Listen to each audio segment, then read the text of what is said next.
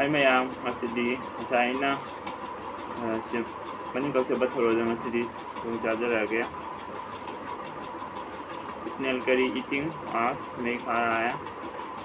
तो स्नेल करी ये स्नेल करी थोड़ा थोंबा स्नेल तो लेट्स स्टार्ट